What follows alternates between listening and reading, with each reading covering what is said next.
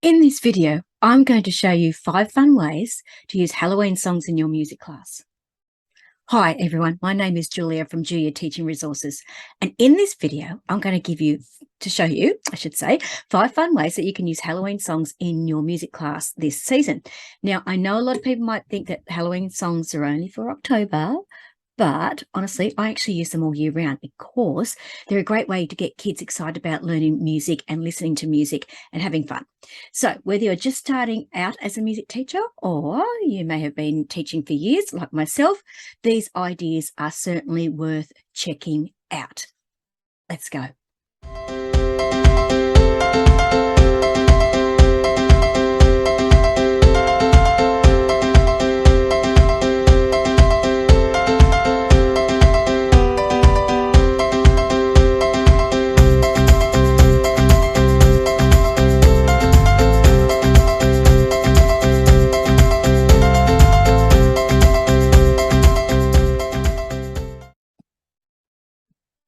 All right, so welcome. 5 fun ways to use Halloween songs in your music class. So welcome. I said I'm going to give you 5 lesson ideas. Okay, 5 fun lesson ideas. Some of these are a bit out there. Some of these are definitely for younger kids. Some are for older kids. So there's a bit of everything. There should be something for everybody. So idea number 1, spooky solfege. I always get that word wrong. Spooky scales. Let's just call it spooky scales. So think about, okay, for each note of the scale, so depending on the class you are teaching, depending on what notes you may have been focusing on, instead of singing the note, sing it with the note with a sound. So it might be a spooky sound. So maybe one note you could say is boo, and the next note might be, so maybe you're only doing do, re, mi. Boo for do. You might go, for the next one. And then maybe the next one could be ooh. So instead of singing do, re, mi, it could be boo. I don't know. Sorry, that was really bad. But you can imagine how fun it could be playing that with the kids and actually practicing the songs and doing different things. Now, another way to extend this is if you are actually practicing a particular song that you are using in Halloween, make sure that you give each note a different, instead of using the lyrics, give them a different sound to actually sing. So every time they see, say, a G, they're singing boo.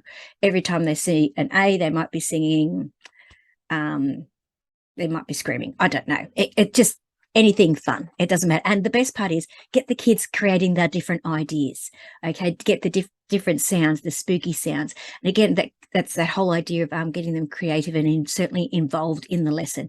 But they will certainly have a lot of fun with this one. I tried this with some of my older kids, and we just about lost it in terms of we couldn't get it right, and they were having so much fun and just trying to trick each other in different sounds that we could use. So as I said, I teach grade 7 to 12, and I did this with the year 10 class, and they had a ball.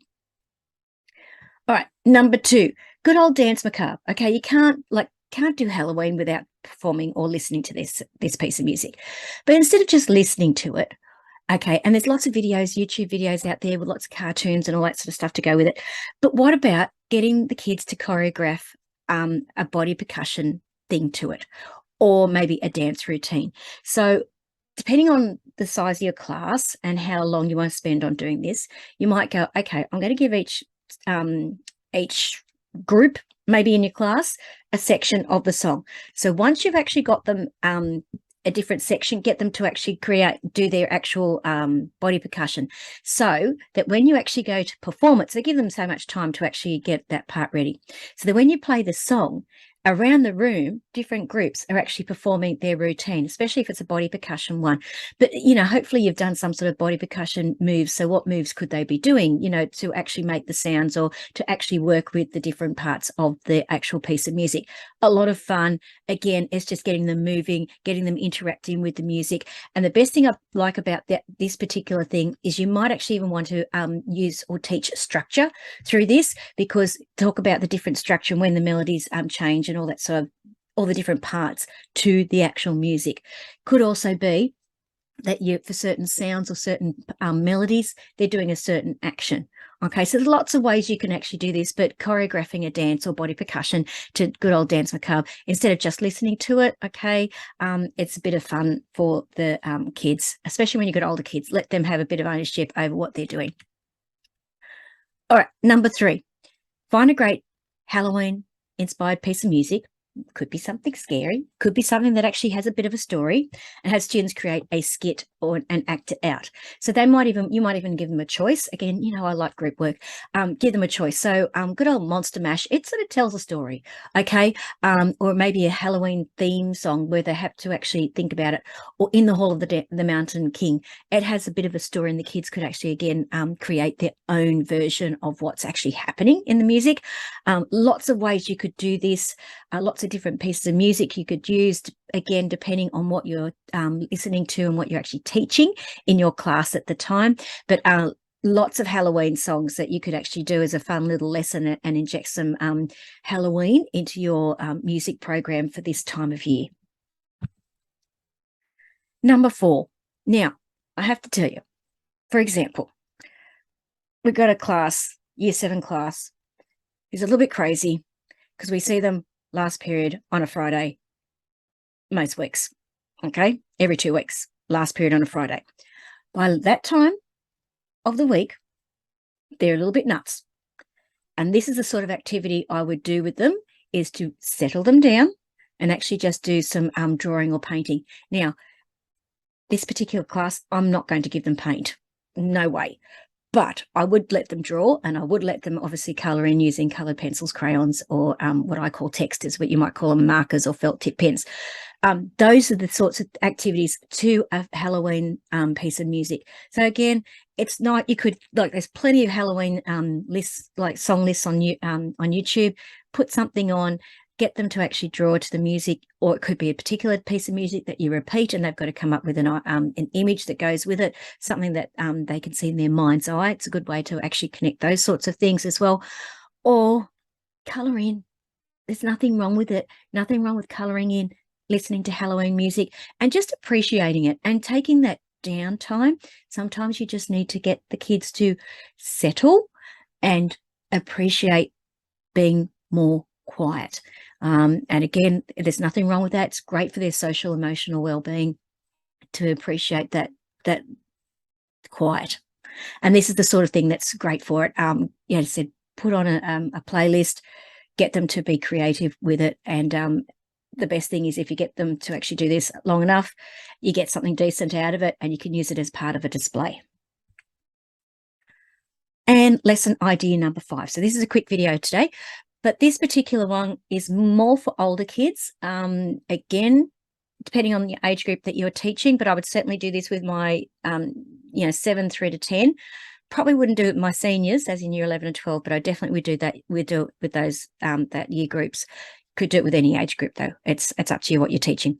But Halloween song analysis. So this, as I said, it's best for older students. Choose a particular song that you're listening to. And if you're focusing on a particular element of music, for example, today I was doing timbre, and I was also looking at dynamics. They were the 2 things we were looking at today.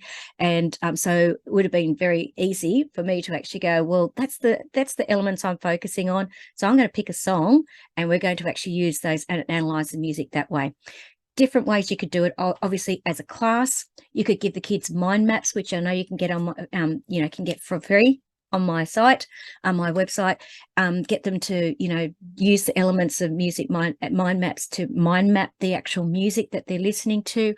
You could also do, maybe do different groups, different songs, or you could get them to have one song that you're playing and different groups are working on different elements of music. And then you could do a gallery walk where the kids actually will go and have a look at the information they've written.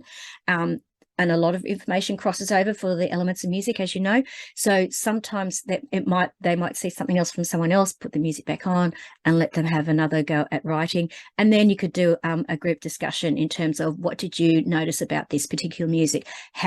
Why is this a Halloween song? Like, this works really well if you're I'll backtrack a bit. If you're doing a movie piece of music, like a Halloween theme song, because, why is it scary? What makes this a Halloween song? What makes this a scary song? How are the elements of music used to make this scary?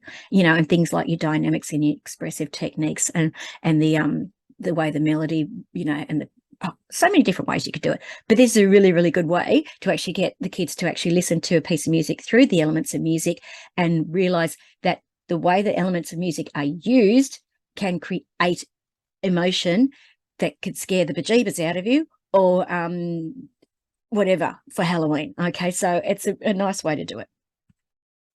I told you it was going to be short and sweet today. So you can find plenty of classroom music resources ready for you to use over in my Teachers Pay Teachers store. I do have some Halloween things. I didn't mention any of those today, but there certainly is some over there if you want to have a look. You can obviously use the link there by just go to Teachers Pay Teachers and search Jooya Teaching Resources, and you will find a stack there. If you'd like to get a copy of the free Elements of Music mind maps that I talked about for the analysis one, okay, and I've got lots of other YouTube videos that talk about how to use those mind maps, so go and check those out if you're not sure. But you can get yourself a free copy there at juliajooya.com/free mind maps. And as I said, put your information in their email address and it gets sent to you right to your inbox straight away. And if you'd like more information about the elements of music themselves, obviously go to juliajooya.com where there's actually stacks of things. Now, over there also, I've got a couple of Halloween blog posts. One is more about what I've talked about in this video, and another one is it's a Halloween music playlist, so that if you're looking for some Halloween inspired music, go and check that out, because I've got links to them so that you can, and good suggestions. There's plenty out there. But there's some suggestions for you. So for younger kids, older kids, theme music, movie music, all sorts of things I had there. So I think I had 30-something songs on that list, I think, something like that. Okay, so I'm going to stop share.